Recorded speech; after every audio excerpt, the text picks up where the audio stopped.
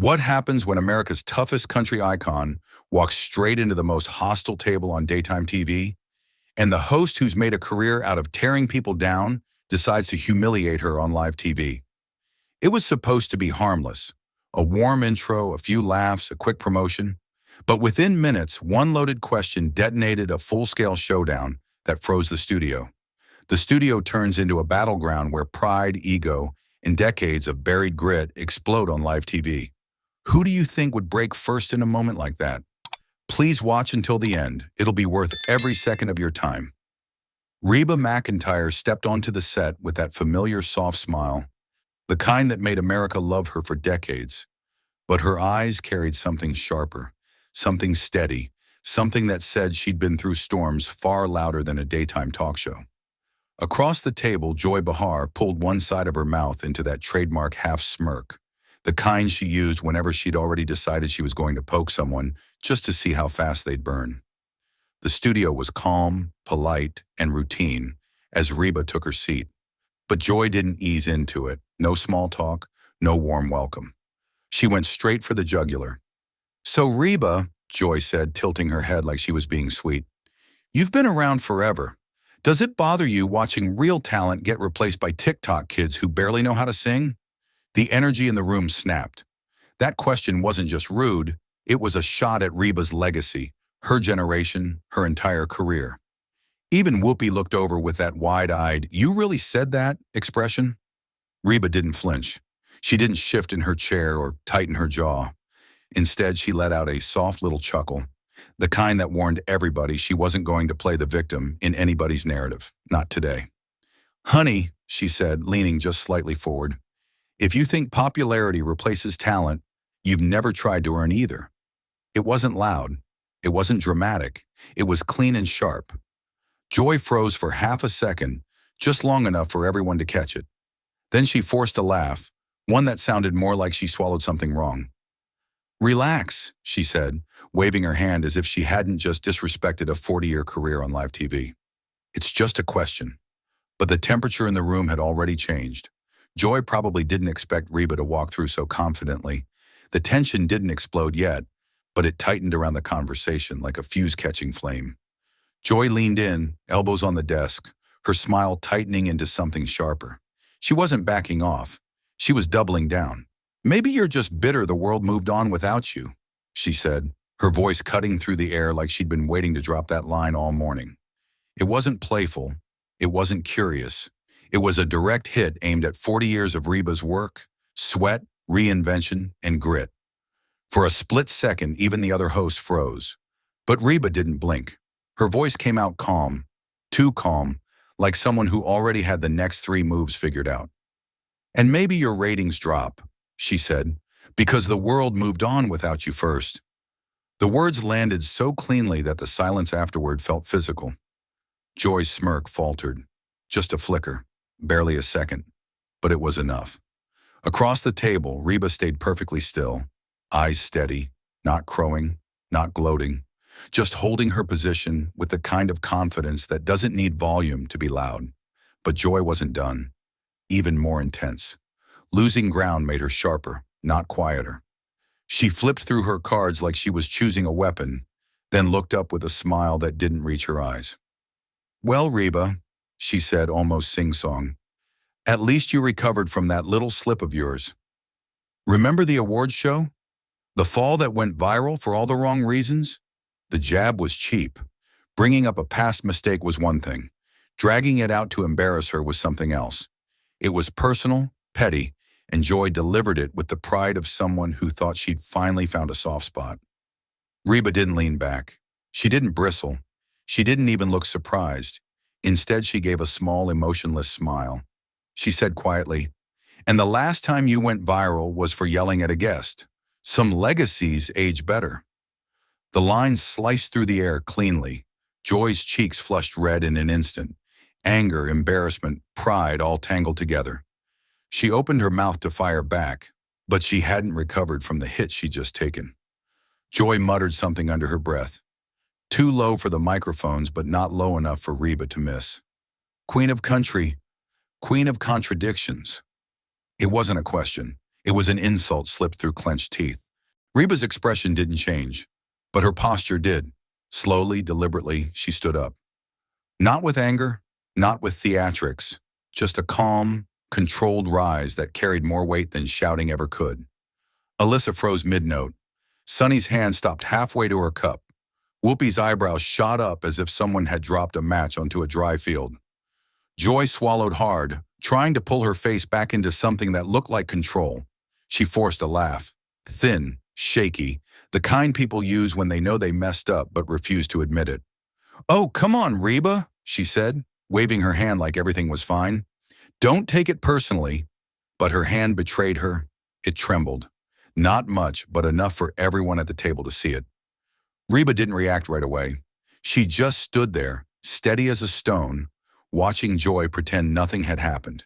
There was no anger on her face, no raised voice, no dramatic gesture, just calm, dangerous calm. Then Reba leaned slightly forward, her voice dropping to a quiet, razor-sharp whisper, clear enough for the microphones to catch every syllable. "Insults aren't criticism," she said, "especially when whispered." Joy's smile froze. Joy straightened her back, lifting her chin like clawing back some ground. The crack in her confidence was still there, faint but visible, and she tried to patch it with one more dig. "Well," she said, forcing a chuckle, "maybe you just can't stand losing the spotlight to younger artists. Happens to everyone eventually." It was a weak pivot, but Joy delivered it like she thought it might drag the power back to her side of the table. She leaned on the word younger a little too hard, hoping it would sting, hoping it would hit Reba somewhere she hadn't hit yet. Reba didn't flinch. She didn't even blink. She just looked at Joy with that steady, unbothered calm that always seems to make the other person feel smaller. Then she gave the cleanest, quietest counterpunch of the morning. "Spotlight isn't something you chase," she said. "That's why you still are." The line dropped like a stone in still water. Joy's jaw tightened. Her fingers curled around her cue cards. She tried to laugh, but the sound never made it out. Across the table, Reba remained completely composed, as if she had all the time in the world, as if she knew she wasn't the one losing control. Joy finally snapped. Her hand came down hard on the desk, the crack echoing through the studio like someone had dropped a hammer. Even the cameras jolted. "Maybe the problem," she barked, "is artists like you who can't take criticism."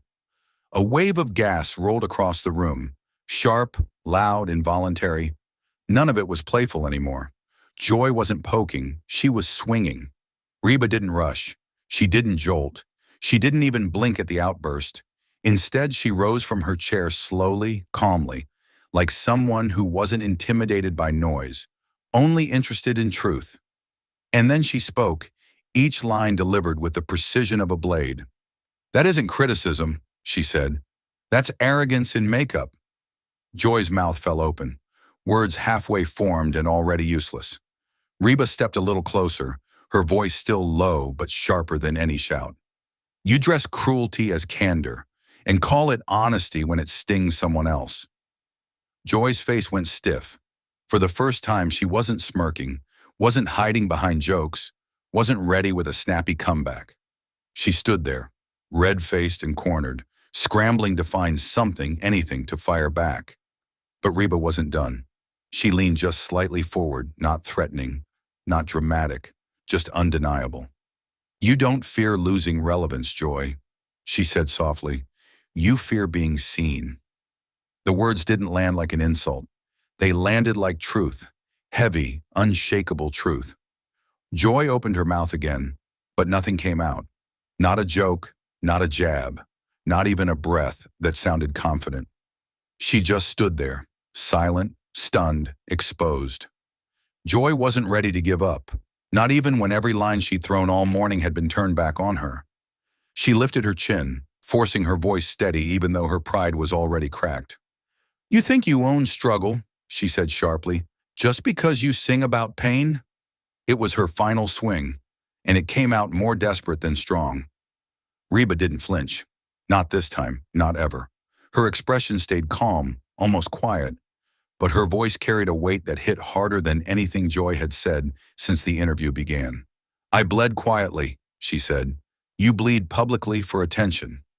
Joy's eyes widened, just a fraction, but enough to reveal the hit landed exactly where Reba meant it to. Reba stepped a little closer, not aggressive, just certain. I faced battles, she added, and you picked yours. The words didn't shout. They didn't need to. They came out steady, grounded, painfully honest. The kind of truth that doesn't just sting, it exposes. Joy's shoulders stiffened. Her breath caught.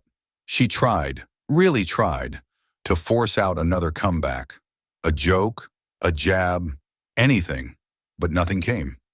Reba closed the distance by one small step, leaning in just enough so her voice could slide through the room like a warning wrapped in velvet.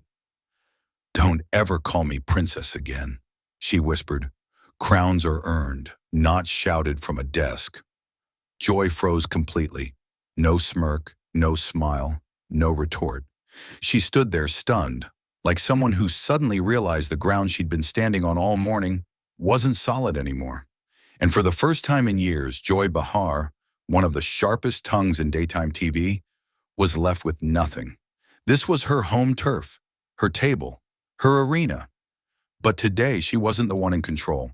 Today, she was the one who got outplayed, outmatched, and outshined by a woman who'd spent her entire life fighting battles Joy had only ever talked about. The studio felt strangely quiet now, not peaceful, not calm, just heavy, as if every word said in the last half hour was still hanging in the air, refusing to disappear. Joy stared down at her hands for a long moment, her voice finally slipping out softer than anyone had heard from her all morning. "Maybe I crossed a line," she said.